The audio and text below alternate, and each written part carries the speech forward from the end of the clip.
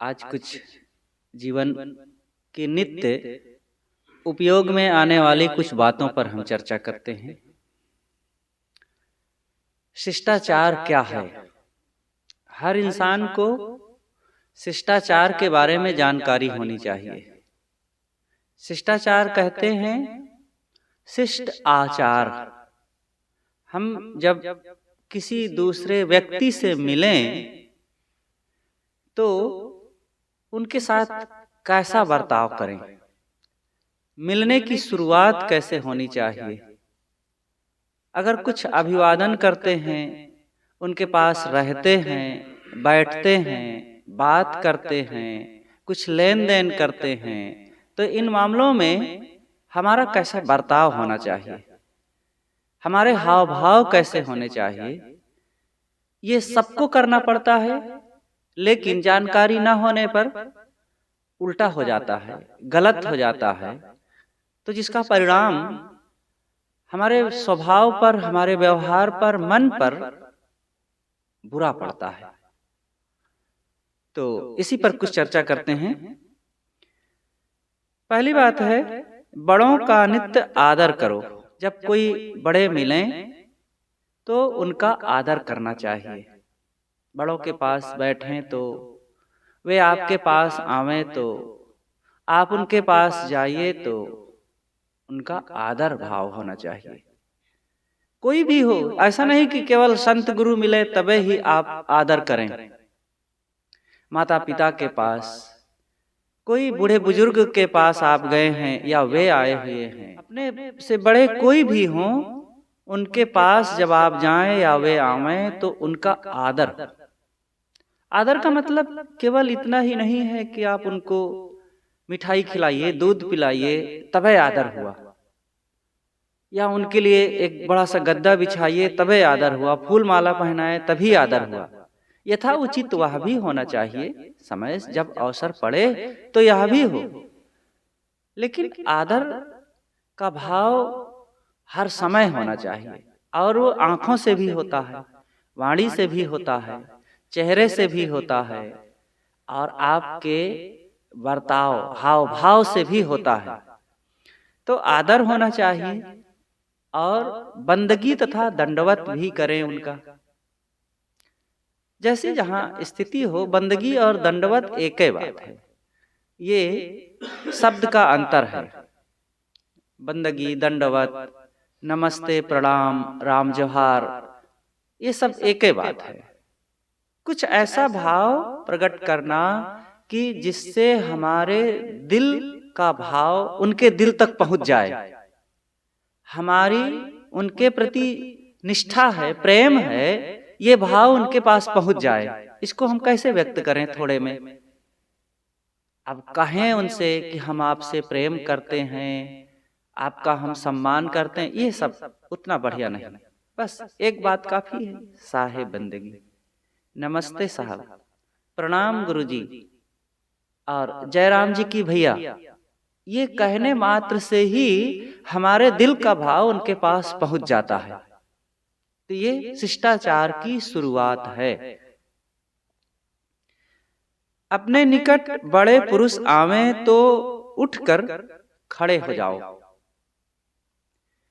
गुरु जी आ गए हैं, माता पिता हमारे पास आ गए हैं, हम कुर्सी पर बैठे, बिस्तर पर बैठे, कुछ काम कर रहे हैं, लेकिन हम वैसे ही बैठे हैं और वे आकर के खड़े होकर के हमसे बात कर रहे हैं, ये उचित नहीं। कोई बड़े आ जाएं, तुरंत खड़े हो जाइए, उनका सम्मान कीजिए, बन सके तो बैठाइए। और बैठाने की भी एक स्थिति होती है। जैसे गुरु जी आ जाएं, हमारे जो इष्ट हैं, पूज्य हैं, और हम अपने आसन पर वैसे ही बैठा लें, यह भी अच्छा नहीं है। बन सके तो आप अपने आसन पर एक आसनी बिछा दीजिए।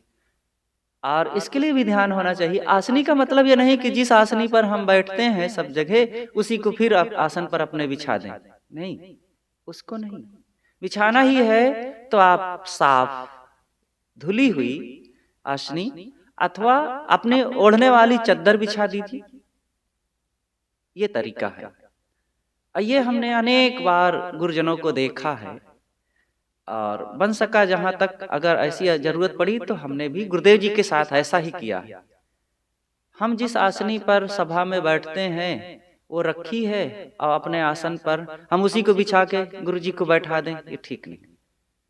अगर करना ही है तो अपनी शाल बिछा दें, अथवा धुला हुआ कोई और कपड़ा बिछा दे, अपना बढ़िया मुड़ा हुआ अचला ही बिछा दीजिए जो धुला हुआ है, ठीक है, लेकिन आसनी नहीं। तो उनका स्वागत करें, खड़े हो जाइए। वे आ गए हैं हमारे पास तो उनका कुछ अभिवादन भी करिए। यदि बड़े पुरुषों का यह विधान नहीं है कि वहां पर खड़े हुआ जाए तो ऐसा करना जरूरी नहीं है। कई बार गुरुदेव जी के पास जाना होता था या गुरुदेव जी सभा में आते थे तो लोग खड़े हो जाते थे, तो गुरुदेव जी रोक देते थे। सामान्य रूप से कभी रोकते थे तो लोग खड़े हो जाएं, अच्छी बात है। देखिए, खड़े हो जाने में दो बात होती है। एक तो खड़े हो जाने से बड़ों का आदर हो गया, हमारे मन में उनके प्रति निष्ठा और श्रद्धा का भाव प्रकट होता है। और दूसरी बात यह है कि ऐसा करने से एक सभा की व्यवस्था भी हो जाती है, जरूरत पड़ने पर तुरंत आगे आ जाएं। आगे जगह खाली है और सब बैठे हैं, अब उनको आगे खिसकाया जाए तो सबको थोड़ी सी अव्यवस्था लगती है। तो खड़े हो गए, खट से आगे आ गए, गुरु जी भी बैठ गए और एक व्यवस्था फिर से नई हो करके फिर कार्यक्रम शुरू हो जाए। सभा की बात है। लेकिन अब व्यक्तिगत रूप से गुरु जी आ गए या बड़े कोई आ गए, अब ये विधान नहीं है उनका, या वे खुद रोक रखे हैं, वे खुद संकोच में पड़ रहे हैं, तो आप मत खड़े होइए, उनको बुलाइए, बैठाइए, उनका कुछ आदर कीजिए। लेकिन बन सके अगर बड़े गुरुजन आ रहे हैं तो खड़े हो जाना अच्छी बात है। चौथी बात है, बड़ों या समकक्ष पुरुषों की ओर पैर फैला करके ना बैठिए। सभा है या गुरु जी हमारे सामने बैठे हैं, हम उनके सामने बैठे हैं, अब हम पैर फैला करके उन्हीं की तरफ बैठ गए, ये ठीक नहीं है। अथवा हमारा पैर दर्द करने लग गया है तो हम पैर फैला लिए हैं, सभा में बैठे हैं, मंच सामने लगा, गुरु जी संत जन बैठे प्रवचन कर रहे हैं, हम आगे बैठे पैर फैला लिए, ये भी ठीक नहीं है। तो उनकी तरफ पैर ना फैलाएं, अपने को संभाल करके बैठे। बीच में बैठ करके, सभा में बैठ करके जमुहाई नहीं लेना चाहिए।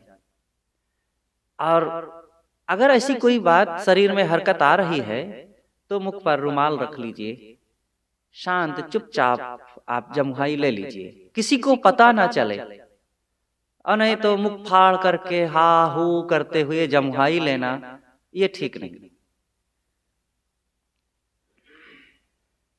बड़ों के सामने अब कोई बड़े आ गए हैं, अब बातें कर रहे हैं बैठे बैठे या खड़े खड़े, अब उसी समय आप अंगड़ाई ले रहे हैं, इधर उधर कमर तोड़ रहे हैं, उंगलियां फोड़ रहे हैं और गर्दन मटका रहे हैं, ये ठीक नहीं।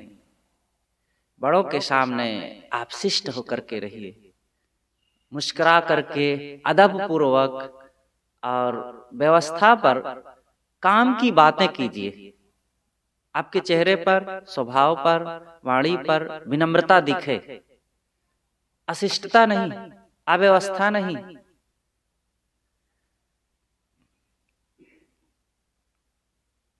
छठी बात है, बड़ों के सामने जंघा या पैर पर पैर रख करके ना बैठें। आप बैठे हुए हैं और अब बड़े गुरुजन बैठे हैं, गुरु भाई बैठे हैं या बड़े कोई भी बैठे हुए हैं, अब आप उनके सामने जंघे पर अपना पैर लाद लिए, एक पैर या दोनों पैर अब एकदम तन करके बैठे हैं। नहीं साहब, हम सीधा बैठते हैं और ये वाला आसन अच्छा होता है। तो बड़ों के सामने ऐसा नहीं। अगर आपको बैठना ही है तो पैरों को ढांक करके बैठिए, आपके पैर जंघे पर रखे हैं, ये सब दिखना नहीं चाहिए।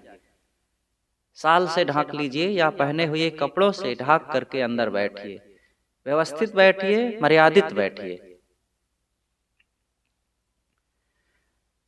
सातवीं बात है, मार्ग चलते समय बड़ों के पीछे रहें। गुरुजन सामने हमारे चल रहे हैं, उनके साथ हम चल रहे हैं, तो उनसे पीछे रहें, उनके आगे आगे ना चलें। अथवा अव्यवस्थित ढंग से हम सट करके उनसे ना चलें, पीछे रहें और बहुत पीछे ना रहें। एक तरीका होता है। अब गुरु जी चल रहे हैं, अब हम अपने धुन में पीछे होकर के एकदम चल रहे हैं, उनसे कोई लेना देना नहीं, ये ठीक नहीं। उनसे आगे होकर के चल रहे हैं, यह भी ठीक नहीं।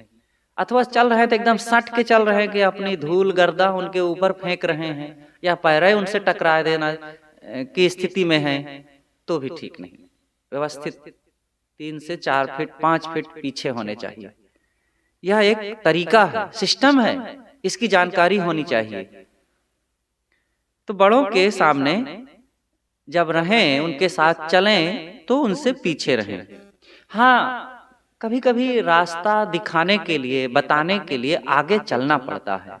भीड़ में है और हम गुरुदेव के साथ चल रहे हैं, अब हम पीछे हैं, अब भीड़ में परेशानी हो रही उनको, तो हम आगे बढ़ करके भीड़ को साइड करें, बतावें लोगों को, उनको सुविधा दें, भैया थोड़ा साइड हो जाइए, और प्रेम से कहें। गुरु जी के साथ हम हैं तो ये नहीं कि दूसरों को डपटते हुए अकड़बाजी के साथ अशिष्टता पूर्वक दूसरों को हटा रहे हैं।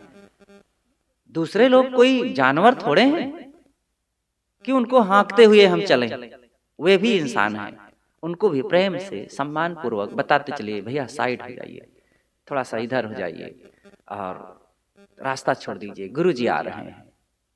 कुछ ऐसा भाव प्रकट कीजिए कि दूसरों को बुरा भी ना लगे और हम गुरु जी की सेवा भी कर दें। ये सब सेवा है, ये सब उनका सम्मान है और ये उनके प्रति भक्ति भाव है। ऐसा भाव रखना चाहिए।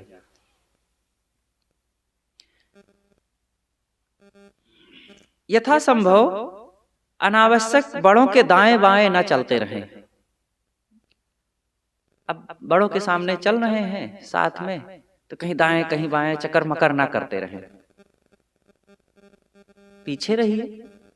अगर कदाचित बातें हो रही है चलते वक्त, तो थोड़ा आप साइड में साथ में हो सकते हैं, क्योंकि वो कुछ कहना चाहते हैं, तो आप अदब मर्यादा पूर्वक उनके साइड में होकर के उनकी बात सुनिए, अथवा अपनी बातें प्रेम से आदर पूर्वक कहिए।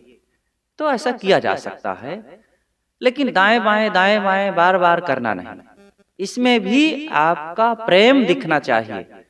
ये सब शिष्टाचार के अंतर्गत ये व्यवहार आते हैं। बड़े पुरुषों के मुंह लग्गू ना बने।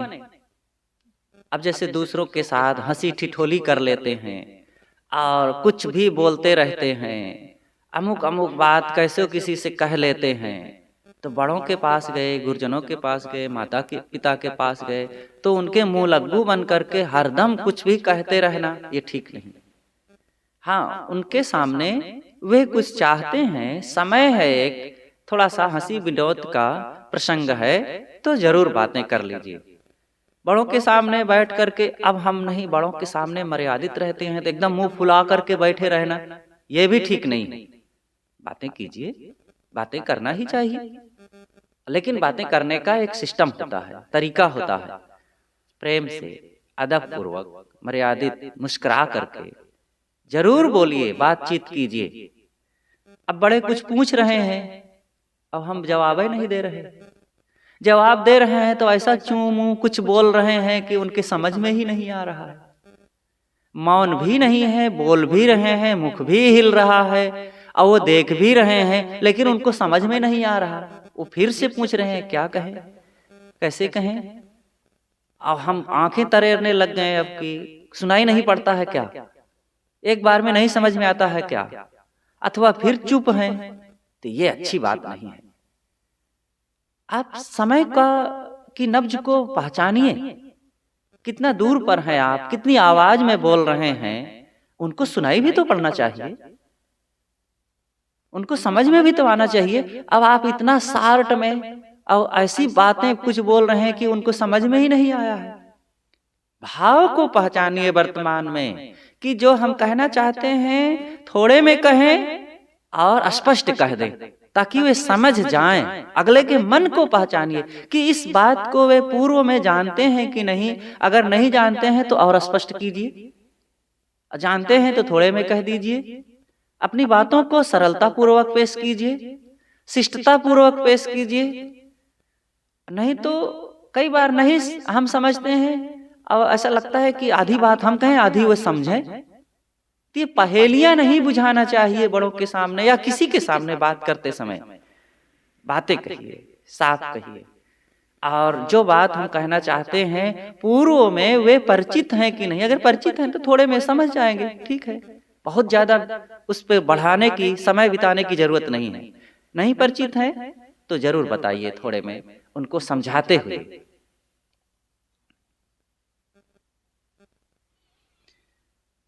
बड़ों से अदब रखना, उनसे नम्र रहें।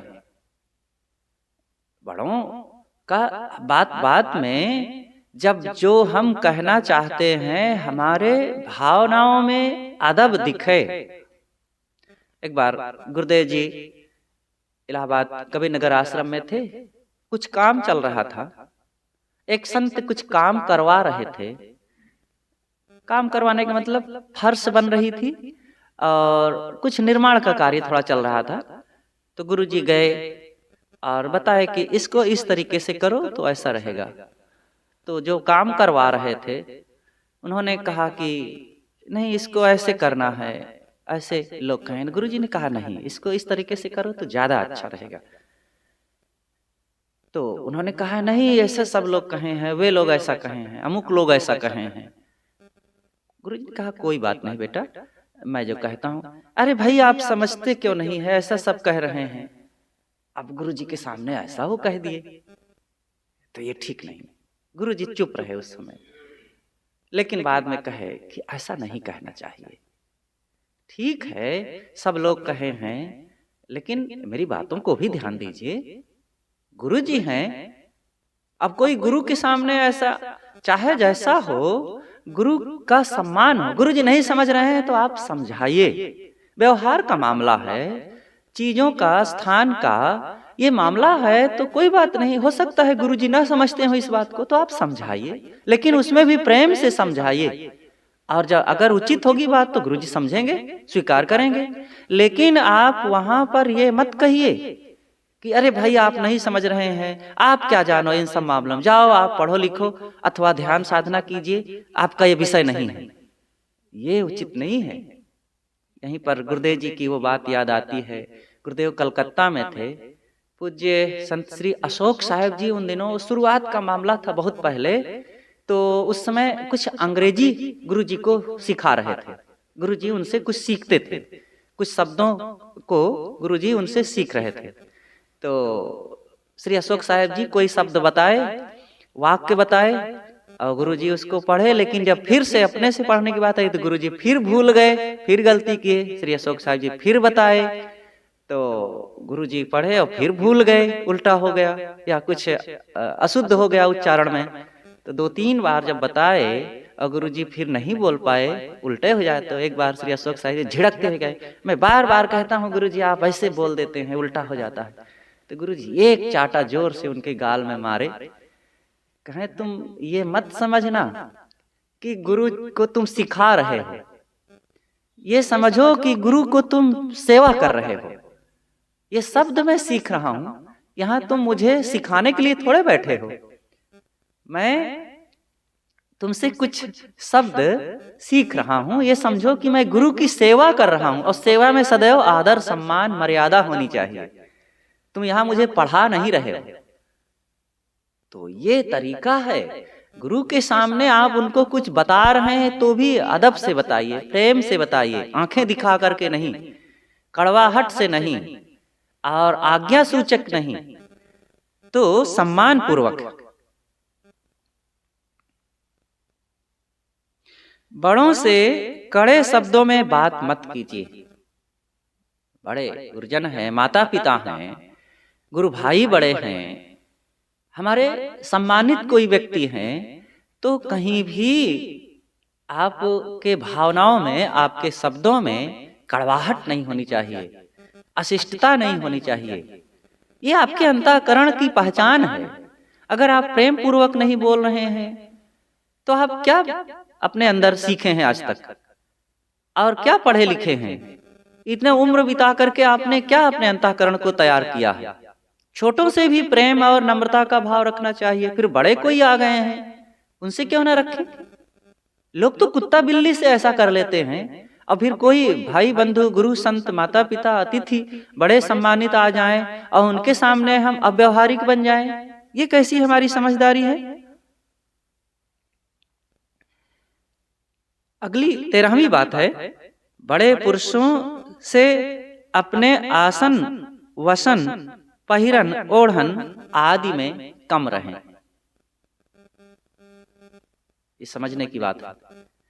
बड़े पुरुषों की तुलना में हम हर चीज में थोड़ा पीछे रहें। सुविधा दीजिए उनको, उनको सुविधा है, आपके पास चीजें हैं, तो इसका मतलब नहीं है कि बड़ों के सामने आप अपनी हर एक्शन को, हर एक्टिविटी, जो गतिविधि है, उनसे बढ़ चढ़ करके दिखाइए। आप शिष्य हैं, आप छोटे हैं, आप बेटे हैं, तो बड़े ठीक है, आपको आगे देखना चाहते हैं, ये उनकी विशेषता है, लेकिन आपकी भक्ति क्या है? गुरुजनों के पास रह करके आप पहने, ओढ़ने, खाने पीने में, अपनी हर चीज में विशेषता ना रखिए। गुरु जी को सादा भोजन मिल रहा है और आप थोड़ा मुरब्बा, चटनी, अचार लेकर के खा रहे हैं। गुरु जी साधारण बिस्तर पर बैठे हैं, अब आप एकदम चकाचक थोड़ा सा और डट करके बिछा करके बैठे हैं। गुरु जी के कपड़े साधारण पुराने ही थोड़े हैं, अब आप एकदम चमचमा रहे हैं, स्पेशल खोज रहे हैं। गुरु जी साधारण गाड़ी से चल रहे हैं और अब आप अच्छी वाली गाड़ी में बैठ रहे हैं। तो ये ठीक नहीं है। हर चीज में आप शिष्य हैं, आप छोटे हैं, आपके व्यवहार में पता चले कि आप कौन हैं और गुरु कौन है, बड़े कौन हैं। तो इस तरीके से पहनने, ओढ़ने, आसन, बिस्तर में आपके अंदर में शिष्टता और शिष्यता झलके। 14वीं बात है, बड़े पुरुष गुरुजनों के निकट जब आप पहुंचे तो खड़ाऊं, जूता, चप्पल पहन करके उनके पास मत जाइए, यथासंभव दूर उतारिए। हाँ, यदि उनकी आज्ञा है तो पहने रहिए। स्थान भेद में अंतर होता है, कहीं पहनना भी पड़ता है, तो ठीक है। गुरुदेव जी के साथ रहना होता था तो हम अक्सर उतार करके ही जाते थे, लेकिन कभी कभी गुरु जी को कहना पड़े, जिसे मंच पर जाना हुआ तो हम उतार के जाएं तो गुरु जी कह देते, यहाँ लाओ चप्पल, यहाँ लाओ, खड़ा हूं यहाँ उतारिए। क्योंकि वे जानते थे कि भीड़ का मामला है, दूर उतार देंगे, कोई पहन करके चला जाएगा और फिर दिक्कत होगी। गुरु जी को खुद सोचना पड़ेगा कि देखो इनकी चप्पल खो गई, तो वे कह देते थे पास में लाओ। गुरु जी घूम करके आए हैं, उनके चरण धोना होता था, तो हम अपनी खड़ाऊं, चप्पल उतार करके तब उनके पास जाते थे। यही उचित है। अपना हम पहने पहने उनकी सेवा करें, जूता चप्पल पहने पहने उनकी सेवा करें, ये तरीका नहीं है। तो उतार करके करते थे। लेकिन अब यात्राओं में हैं, गुरु जी चौकी पर बैठे और नीचे अच्छी जगह नहीं है, घास है, कीचड़ है और मिट्टी है, कंकड़ है, तो गुरु जी कहते थे पहने रहो, पहनो। लेकिन अच्छा ना लगे, कई बार उनके कहने पर भी हम ना पहने तो डांट देते थे, है ना, यहाँ नीचे कचरा है। तो फिर अंततः कभी कभी पहनना पड़े। लेकिन अब एक कह दिए हैं तो ये ना मान लीजिए कि सब जगह आप पहने ही रहें। अब गुरु जी की आज्ञा हो गई है। स्थान भेद से अपना खुद विवेक लगाना चाहिए, समझदारी रखें और वर्तमान के परिस्थिति और समय की नब्ज को पहचानते हुए जो काम करेगा वही सफल हो पाता है। और नहीं तो हर चीज को आज्ञा मान लें हम कि नहीं गुरुजी तो ऐसा कह दिए हैं, तो अब हम उनके मन को, उनके भाव को, उनकी परिस्थिति को नहीं समझ रहे हैं। अब हर जगह आज्ञा मान लिए हैं कि गुरुजी तो ऐसा कहे हैं, तो ठीक नहीं।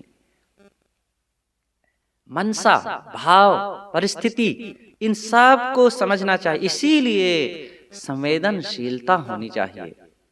शिष्य का मतलब ही शासन माने, और शासन का मतलब केवल जुबान से कहा हुआ शासन नहीं होता है। शासन का मतलब है गुरु की मनसा को, उनके विचार को, उनके नियम को और उनकी आज्ञा को, उनकी मर्यादा को हम पहचाने और वैसे अपने जीवन को गढ़ें। 15वीं बात है, बड़े पुरुषों में थोड़ी थोड़ी त्रुटि ना देखो। बड़े पुरुषों में भी त्रुटि हो जाती है। अब बैठे हैं, अब बैठे बैठे कदाचित वे टेढ़े हो गए, थोड़ा ऐसे उनकी गर्दन झुक गई, तो आप उनको सिखा रहे हैं गुरुजी ये आप ठीक नहीं कर रहे हैं। बोलते समय उनसे कोई भाषा की त्रुटि हो गई है तो आप बताने लगे, तो ये भी ठीक नहीं। एक बार की बात है, हम अपनी बेवकूफ़ी बताएं कि पूज्य संत श्री सजीवन साहेब जी प्रवचन कर रहे थे, तो व्यवहार को वे ज्यादातर व्यवहार कहते थे। तो गुरुदेव जी से मैंने कहा कि साहेब जी जब बोलते हैं तो व्यवहार ना कह करके व्यवहार कहते रहते हैं। तो गुरुजी मुस्कुराते हुए कहते हैं तो तुम बताओ जा करके उनसे। मैंने कहा नहीं गुरुजी, अब उनसे मैं कैसे बताते। कहा हाँ ये सब बेवकूफ़ी मत करना कभी। अरे बड़े कोई ऐसे कुछ कह दिए हो, कह रहे हो, तो उनकी अपनी बात है, और ये सब सिखाने के चक्कर में नहीं बढ़ना चाहिए बड़ों को। तो ये छोटी मोटी भूल चूक बड़ों से हो जाए तो उनकी गलतियां ना देखते रहो। सदगुरु विशाल साहेब जी की बात है, गुरुदेव जी उनके पास थे, तो विशाल देव जी गुरुदेव जी से कहते हैं वो शिष्य कैसा जो गुरु की छोटी छोटी बातों में भूल देखता रहे और गलती मानता रहे। तो विशाल देव कहते हैं कि अब हम यहाँ बैठे हैं, हमें अचानक खांसी आ गई और हम यहीं थूक दिए। तो अब शिष्य कहता है कि कैसे गुरुजी हैं, इतनी भी अकल नहीं है, कहाँ थूकना चाहिए, उनको पता भी नहीं है, यहीं थूक दिए, और इनको तो कुछ भी ज्ञान नहीं है, अब ऐसी टिप्पणी करेंगे तो ठीक नहीं। अरे शिष्य हो, गुरुजी को खांसी आ गई तो दौड़ करके आप व्यवस्था कीजिए, सेवा कीजिए उनकी, और थूक दिए हैं तो तुरंत झाड़िए पोछिए। ये तो एक सामान्य गृहस्थ लोग भी ऐसा कर लेते हैं।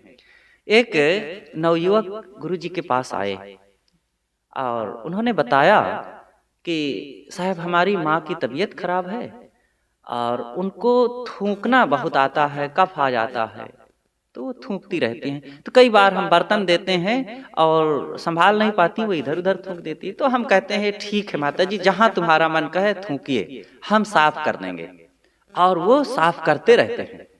और माता जी अपना बैठे बैठे खांस लेती हैं, थूक देती हैं, और कहा हम सेवा में उनके रहते हैं, हम साफ करते रहते हैं। तो इतना भाव होना चाहिए, ये श्रद्धा, निष्ठा, प्रेम और भक्ति की पहचान है।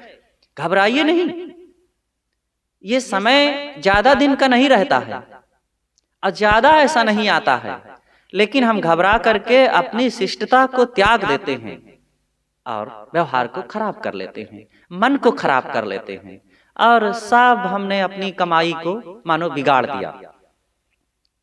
तो बड़ों में गलती ना देखिए, छोटी छोटी बात के लिए मान लो, और वे कोई काम हो रहा है, वे दूसरे ढंग से कह रहे हैं, आप जो कह रहे हैं वो दूसरा तरीका है, और हो सकता है कि गुरुजी वाला तरीका कम अच्छा हो, आप वाला ज्यादा अच्छा हो, आप ज्यादा जानते हैं, सही बात है। तो ये मत सोचिए कि गुरुजी कुछ नहीं जानते, इनको तो अकल भी नहीं है, गुरुजी हो गए हैं इतने बड़े और इनको ये पता भी नहीं है, और हम ऐसा किए देखिए ठीक हो गया, और गुरुजी के अनुसार करते अथवा गुरुजी के अनुसार किए थे एक बार और सब बिगड़ गया था। तो ऐसा सोच के ये मत कभी सोचिए कि गुरुजी को कुछ अकल नहीं है और वे उनको तो पता भी नहीं है, ये ठीक नहीं है।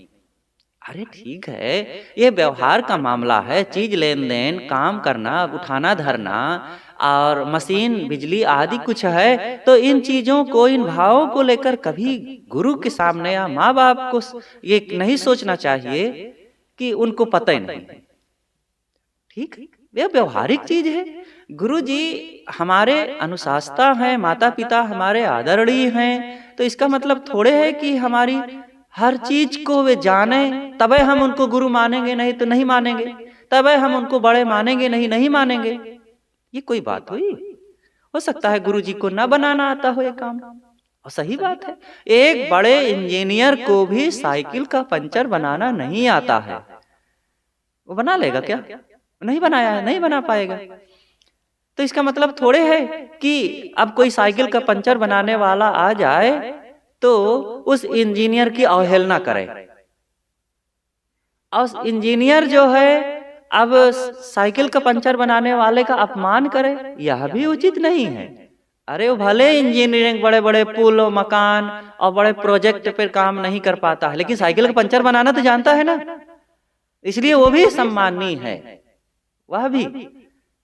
तो यहाँ शिष्य भी श्रेष्ठ है, लेकिन उसकी श्रेष्ठता है कि गुरु का सम्मान, माता पिता का सम्मान, बड़ों का सम्मान वो अपने दिल में बनाए रखे। परस्पर प्रेम रखो, छोटों पर कृपा रखो। आपस में हम लोग जब मिलें, बड़े या छोटे, पिता पुत्र, गुरु शिष्य, गुरु भाई जब मिलें एक दूसरे से, तो आपस में प्रेम रखना चाहिए। ऐसा नहीं कि मिलने का कोई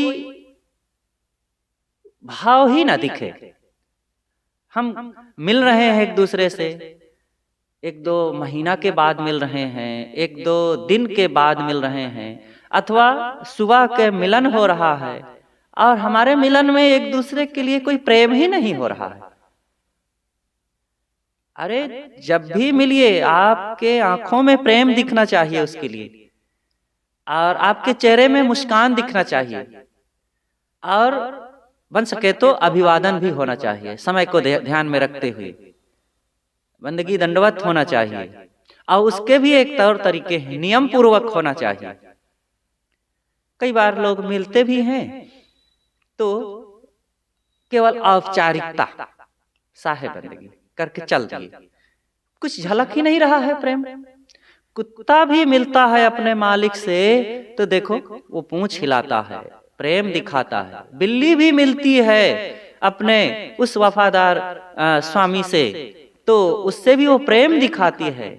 गाय का बछड़ा, बकरी का बच्चा, वह भी दिखाता है अपना भाव, और हम मनुष्य होकर के एकदम रूखे फीके होकर के आगे चले गए, ये ठीक नहीं है।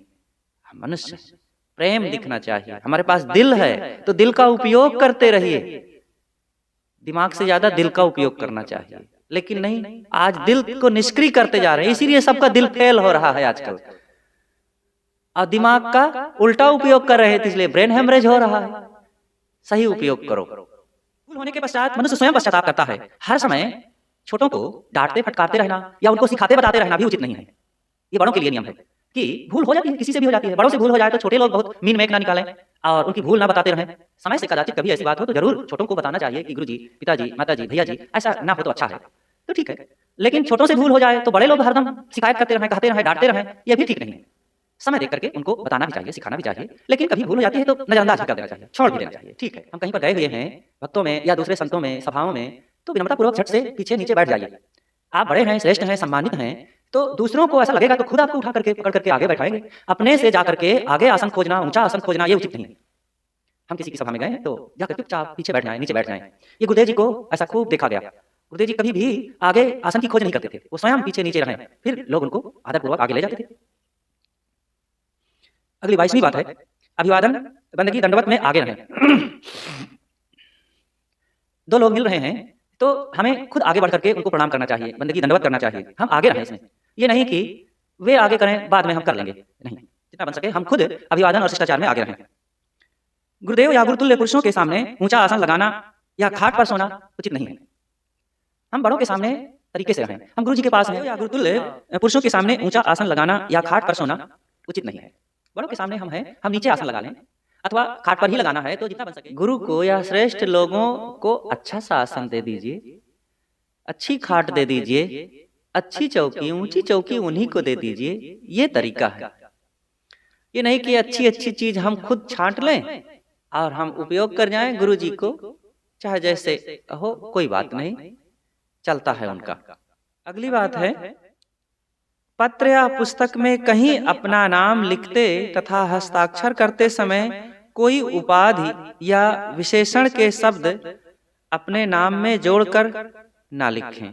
जैसे लोग जोड़ते रहते हैं ना, श्री महेश जी, अपना नाम लिखेंगे और कहेंगे श्री महेश जी, और स्वामी जी, महाराज जी, अमुक महाराज, संत श्री राम साहेब। अब हम अपना नाम ऐसे लिख दें, संत श्री राम साहेब, तो सब जान जाएंगे कि राम साहब कितने बेवकूफ हैं। तो नाम के आगे पीछे अपने लिए सम्मानित विशेषण मत लगाओ। अगर सम्मान करने की बात होगी तो दूसरे लोग लगाएंगे, ये उनकी बात है। हमें अपने नाम में सीधा नाम लेना चाहिए, विनम्रता पूर्वक। जो गुरुदेव ने नाम दिया है, रामदास अथवा राम, बस इतना काफी है। दूसरों को लगेगा तो वो लगाएंगे जिनको लगाना होगा, वैसे ना लगावे तो अच्छा है। लेकिन लगाते हैं तो उनकी बात है, उनका प्रेम है, उनका भाव है, तो कुछ लगाते हैं तो ठीक है। लेकिन अपने से इच्छा ना रखो कि हमारे नाम में ये साहेब लगा दें, गुरुजी लगा दें, स्वामी जी लगा दें, महाराज जी लगा दें, संत जी लगा दें, तब हमें अच्छा लगेगा। इसका मतलब है हम अच्छे कम हैं, वो लगा रहा है तब हम अच्छे बन रहे हैं ना। अरे आप या हम इतना अच्छे अंदर से बन जाएं कि वो गाली दे दे तो भी हमको बुरा ना भी लगे। क्वालिटी रखें कि कोई हमारे स्वभाव के विपरीत भी दो बात कह दिया तो वो हमें आकर के हमारा ज्ञान ही बन जाए, उससे हम ज्ञान ही सीख लें, अज्ञान ना बन जाए कि हम दुखी हो जाएं, तो हमारे ज्ञान का क्या लाभ होगा। तो महंत जी, पंडित जी, आचार्य जी, महात्मा जी, संत जी आदि आदि ये सब ना लगाइए। साहित्य रत्न, साहित्यालंकार, व्याकरणाचार्य, कवि, काव्यतीर्थ, शास्त्री, वेदांताचार्य, दर्शन केसरी अथवा BA LLB इत्यादि अपने नामों में विशेषण मत लगाओ। क्या जरूरत है। अब आजकल तो लगाने का यह भी एक प्रचलन चल गया है, अमुक साहू, अमुक फलाने, अमुक फलाने। तो ये भी क्या जरूरत है, सीधा नाम। गुरु जी कहते थे ये पुछल्ला काहे को लगाते हैं, पीछे से पूंछ जोड़ देते हैं। जैसे कुत्ता बिल्ली बैल गाय घोड़े की पूंछ होती है ना, वैसे आदमी लोग भी पूंछ लगाते हैं। अरे जब शादी विवाह करना होगा बेटा बेटी की, तब पूंछ लगा देना ताकि वो जान जाए। और अगर विवाह में भी आप अंतरजातीय विवाह मानते हैं तो वहां भी लगाने की जरूरत नहीं है। लेकिन अब कोई पूछ रहा है, सहजे कोई पूछ रहा है, अब हरदम आप पूछ लगा रहे हैं, ये ठीक नहीं है। तो कुल मिलाकर के यहाँ साधक संतों भक्तों की बात है कि अपना नाम सादा रखिए, लिखते समय, बताते समय, और किसी के पूछने पर उसमें विशेषण बहुत ना लगाओ। सहज सादे विनम्रता सूचक आदर से अपने नाम का उच्चारण कीजिए, लिखिए। अगले लोग जान जाएंगे कि आप कैसे हैं। बहुत लगाएंगे तो जान जाएंगे कि केवल अंदर में खालीपन भरा हुआ है, कुछ नहीं है। और नहीं लगाएंगे निश्चित ही जान जाएंगे कि जैसे खाली घड़ा और भरा घड़ा में बाहर से पता चल जाता है, अध जल गगरी छलकत जाए। और सदगुरु कबीर ने क्या कहा है, कहा कबीर अर्ध घट डोले अब पूरा होए विचार ले बोले। आधा घड़ा बहुत खलर खलर करता है और जो भरा घड़ा होता है कुछ नहीं बोलता। अब बोलता है तो गंभीर आवाज, बाहर से आवाज, उसको जरा से ठोक करके देखेंगे हाथ से तो गंभीर आवाज आएगी। तो ऐसे जिसके अंदर में ज्ञान की गरिमा होती है वहां गंभीरता होती है, और जहां ज्ञान का अधूरापन, छिछलापन होता है वो फक फक बोलता जाता है। इसलिए गंभीर रहें, शांत रहें और अपने जीवन को व्यवस्थित रखें। हर चीज में सिस्टम रखें, तौर तरीका सीखें, अदब मर्यादा, बड़ों के सामने शिष्ट भाव रखते हुए। तो ऐसा जब हम व्यवहार बर्ताव करेंगे तब हमारी वजनदारी बढ़ जाएगी और स्वयं में, दूसरों में इसका एक अच्छा सा प्रभाव होगा और हमारा व्यक्तित्व। अगर हमें अपना नाम लिखना हो, कहीं दस्तक करना हो, किसी को बताना हो, तो सीधा नाम बताइए। जैसे रामदास, केशवदास, महेश दास, अथवा दास नहीं लगाते हैं तो दिनेश, सुरेश, महेश, या जो नाम हो। देवियां भी ऐसे ही, जो कुछ नाम हो सीधा नाम बतावें, उसके आगे पीछे अपना विशेषण लगाना ये उचित नहीं है। अब हम सोचते हैं कि अगर हम नहीं बताएंगे ऐसा नाम सम्मान सूचक तो लोग जानेंगे कैसे कि हम बड़े हैं। तो ये हमारा काम नहीं है। हमारा बड़प्पन तो हमारे गुणों से लोग जानेंगे और उनको बड़ा मानना होगा तो मानेंगे। हम लिख करके उनको दें कि नहीं नहीं हम इतने बड़े हैं, ये ठीक नहीं है। हम स्वयं विनम्र रहें। और हम क्यों मानते हैं कि हम बड़े हैं? हम अपने में बड़प्पन ग्रहण करें और हमारे कर्मों से, स्वभाव से, आचरणों से, विचारों से वो पता चलेगा। इसलिए अपने नाम में विनम्रता का भाव झलकना चाहिए। आपके नाम में उचित विशेषण लगाकर दूसरा कोई कहता है, कोई बात नहीं। कल मैं अमुक अमुक के यहाँ दर्शन देने जाऊंगा। अगली बात है 27वीं बात कि कुछ लोग होते हैं बड़े थोड़ा सीधे साधे भोले भाले होते हैं। वो कहते हैं कि कल मुझे वहां जाना है, अमुक अमुक भक्तों को दर्शन देना है और फिर वहां चलते हुए अमुक रास्ते में भक्तों को दर्शन देते हुए फिर आपके पास आऊंगा, फिर आप भी दर्शन कर लीजिएगा। अब ऐसा कह करके वो अपना पूरा भोलापन जाहिर करते हैं।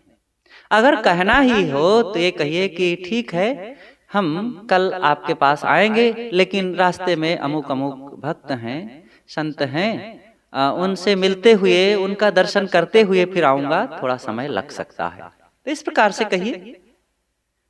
कोई बड़ों से मिलना है तो आप खुद उनके दर्शन शब्द का प्रयोग कीजिए, और भक्तों से, प्रेमियों से मिलना है तो कहिए कि उनसे मैं मिल करके आऊंगा। कभी किसी के लिए ये ना कहो, छोटों से भी ये आशा ना रखिए कि वे आपके लिए दर्शन शब्द का प्रयोग करें और आप अपने लिए कहें कि मैं उनको दर्शन देने जा रहा हूं। ऐसा भारी भरकम शब्द अपने लिए प्रयोग नहीं करना चाहिए। यदि योग्यता रही तो मैं कल अमुक अमुक के यहाँ जाने का विचार करता हूं, ऐसा कहिए। उनके यहाँ होता हुआ मैं शीघ्र ही आपके पास आने को सोचता हूं, अमुक अमुक के यहाँ मुझे जाना है, ऐसा कह सकते हैं आप। अगली बात है, बड़ों से बात करते समय ऐसा कभी मत कहो कि समझे, मेरी बात समझ में आई? नहीं समझे आप। अरे आप नहीं समझोगे मेरी बात, आप क्या हमारी बात समझोगे? आप कभी हमारे पास बैठे ही नहीं, हमारी बातों पर ध्यान ही नहीं देते हैं, ऐसा ना कहिए। अगर आपको ऐसा कुछ लगता है तो ऐसा कहिए कि मैं आपको अपनी बात समझा ना सका, मैं आपसे ऐसा निवेदन करना चाहता हूं, आप जरा गौर करें, कुछ ऐसा विनम्रता पूर्वक कीजिए शब्दों का प्रयोग, तो उनको भी अच्छा लगेगा। अनिश्चित ही वो आपकी बातों पर ध्यान देंगे, वो आपकी बात को फिर ध्यान से सुनेंगे। और जैसे आपने एक बार कहा कि आप नहीं समझेंगे मेरी बात, आप समझे तो समझ लीजिए कि वो भी समझ गया है कि आपके अंदर में थोड़ी सी बू आ रही है अहम की। तो भाव में विनम्रता, बातों में विनम्रता, लोचपन होना चाहिए, बातों का लोचपन। जैसे आप बिस्तर पर लेटते हैं, कुर्सी पर बैठते हैं तो कुछ लोचपन चाहते हैं ना, आपका बिस्तर थोड़ा सा गुदगुदेदार हो और कुर्सी आपकी नरम हो और चप्पल भी आपकी नरम हो, हर चीज नरम चाहते हैं। वाणी को काहे को कठोर बनाए हुए हैं, उसको भी नरम रखिए। बड़ों से बात करते समय ये ना कहें कि समझे, ठीक है, हाँ जी, हाँ जी, ये भी कहते रहते हैं। तो अगर आपको कहना है तो हाँ जी ना कह करके जी हाँ कहिए, ये ज्यादा सरल है, ये अच्छा लगता है। कैसे लगता है आप लोगों को? जी हाँ। और अगर कहना है और अच्छा तो जी साहब, जी गुरुजी, ये और अच्छा होता है। जी हाँ से भी अच्छा है जी साहब, जी गुरुजी। तो इस तरीके से शब्दों में बड़ी जान होती है। और जब आप वैसा प्रयोग करते हैं तो आपके व्यवहार और संबंध में जान आ जाती है। बड़ों से बात करते समय मौन ना रहिए ज्यादा,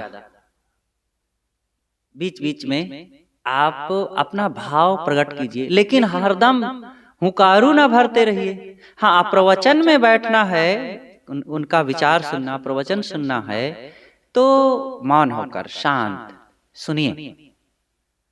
लेकिन अब मौन होकर के सुन रहे हैं, लेकिन इधर उधर देख रहे हैं, वहीं पर नाखून कुतर रहे हैं और आंखें तरेर रहे हैं, गर्दन मटका रहे हैं, उंगलियां फोड़ रहे हैं, पैर का तलवार रगड़ रहे हैं, जमुहाई ले रहे हैं, यह भी ठीक नहीं।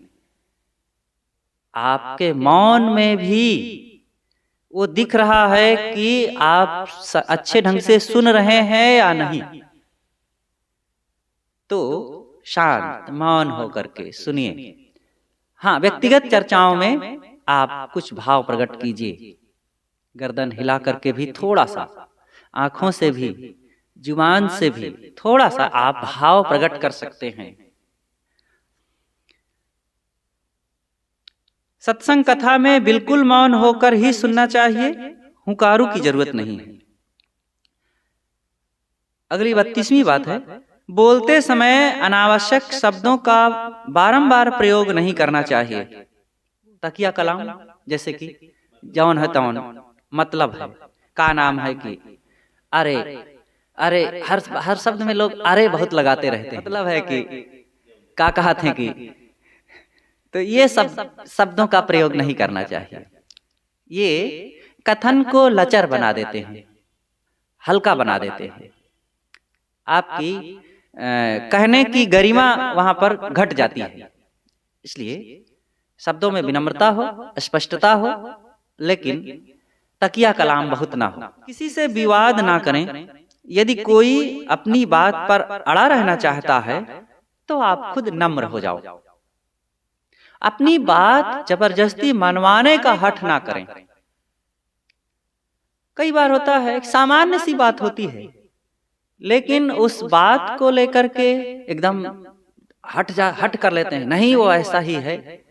वो एक घटना याद करिए कि एक नवयुवक था, वो ससुराल गया, और जब ससुराल गया तो वहां पर पत्नी भी थी, पत्नी के पिता भी थे। तो अब जो नवयुवक था, दामाद था, वो पढ़ा लिखा था और उनके ससुर जी अनपढ़ थे। लेकिन बात में ये चर्चा होने लगी कि 5 किलोमीटर चल करके आए।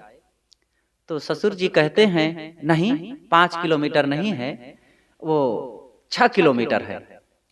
तो कहते हैं नहीं 5 किलोमीटर है। कहते हैं नहीं भाई 6 किलोमीटर है, हम ज्यादा जानते हैं, हमारे बाल ऐसे थोड़े पके हैं। और जो दामाद थे वो पढ़े लिखे थे, किलोमीटर भी लिखा था, पत्थर भी रास्ते में मिला था, लिखा था, तो 5 किलोमीटर कह रहे थे। अब वो कहा नहीं 6 किलोमीटर है। तो दोनों आपस में गर्मा गर्मी होने लगी।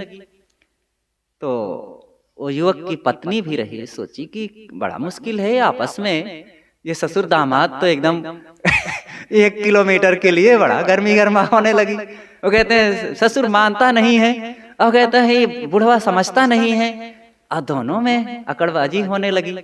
तो पत्नी आई तो पिता से कहती है कि पिताजी, आपने अपनी प्यारी बेटी इनको दे दिया, बहुत रुपए पैसे दे दिए और बहुत जेवर भी दे दिए हैं, तो 1 किलोमीटर की बात है, 1 किलोमीटर भी दे दीजिए, काहे को आप 1 किलोमीटर के लिए इनसे कलह कर रहे हैं। तो देखिए, इतनी बात सुन करके पिता भी नरम हो गया, पति भी नरम हो गया। तो पिता कहता है, अरे जब ऐसे ससुर कहे तब ना मानूं। अगर वो पिता की तरफदारी करती, पिता का पक्ष लेती, तो पति कहता कि देखो अपनी बाप की बेटी है तो बाप का पक्ष ले रही है। और पति का पक्ष लेती तो पिता कहता है कि देखो मैंने पैदा किया, अभी 4 दिन नहीं हुआ है, एक लड़के से शादी कर दिया, तब उसी का पक्ष ले रही है। लेकिन वो किसी का पक्ष ना लेते हुए सीधा कहती है कि पिताजी आपने इनको सब दे ही दिया है, मुझे दे दिया, रुपए पैसे बहुत कुछ घर दे दिए, तो 1 किलोमीटर भी दे दीजिए। तो बात सरल हो गए और वो भी नरम हो गए। तो कहने का मतलब कई बार होता है आपस में, संबंधों में, व्यवहार में, छोटी सी बात को लेकर के। वहां कल चलते समय एक सांप देखे और वो सांप 2 मीटर का रहा होगा, तो एक कहता है नहीं 1.5 मीटर का, नहीं 2 मीटर का रहा होगा, वो कहता है नहीं 1.5 मीटर का रहा, मैं तो देखा हूं। कहा अरे मेरे से ज्यादा जानते हो क्या, 2 मीटर का रहा। अब इसी में अकड़ गए दोनों। अरे 2 मीटर का रहा हो, 10 मीटर का रहा हो, आधे मीटर का रहा हो, क्या फर्क पड़ता है, देखे चला गया, उसको पकड़ के लाना थोड़े है घर में। लेकिन ऐसे ही अनेक बातों को लेकर के बड़ा तनाव हो जाता है। हट तो हट ना करें, कोई बात नहीं, उन्हीं की बात पर छोड़ दीजिए, छोटी छोटी बात है। और उस बात को हो सकता है अब जीवन में कहना भी ना पड़े, लेकिन आज कह रहे हैं तो एकदम समझा देना चाहते हैं कि नहीं मेरी ही बात मान लिया जाए, अथवा मेरी बात नहीं माने तो मुंह फुला लिए कि मेरी बातें नहीं माने हैं। क्या इसका मतलब होता है? मान लेते तो आपको कौन लाभ हो जाता, और नहीं माने तो कौन सी हानि हो गई। इसलिए हल्की फुल्की बातों को कहने सुनने के पीछे छोड़ देना चाहिए, और उसके अहम में नहीं पड़ना चाहिए कि मेरी बात मान लिया जाए, अथवा नहीं माने हैं तो मेरी बात मानी ही नहीं गई। छोड़ो, आई गई बात साफ, आवा गवा खर्च, साधु मामला फर्ज। वचन सदैव सत्य, प्रिय, हितकर और युक्त बोलना चाहिए। अंतिम बात है कि जो हम बोलें अपने साथियों से, लोगों में, गुरुजनों में, वह सत्य हो, और सत्य होने के साथ साथ प्रिय हो। बात तो सही हो, लेकिन अगले को अच्छा लगे ऐसे भाव और तरीके से बोलिए, और अच्छा लगे, सत्य हो, इसके साथ साथ हितकर भी हो। नहीं कि केवल चिकनी चुपड़ी तो बात कह दिए, और सही भी है, लेकिन उस बात में ना मेरा हित है ना अगले का हित है। हंसी मजाक राग रंग की बात हो जाए तो उस बात से कौन सा फायदा है। तो हित, प्रिय और मित, सत्य। मित का मतलब होता है थोड़े में, बहुत ज्यादा लंबी चौड़ी ना हाकें। तो इस प्रकार से हमारे कथन में सत्य हो, प्रिय हो, हितकर हो और युक्त हो। तो इस प्रकार से हम सब लोगों को अपने कहने में, बोलने में, तरीके में सिस्टम होना चाहिए, अगले का सम्मान हो। तो इससे सबका लाभ होता है और मन को बड़ी शांति मिलती है, संतोष मिलता है। सद्गुरुदेव की जय।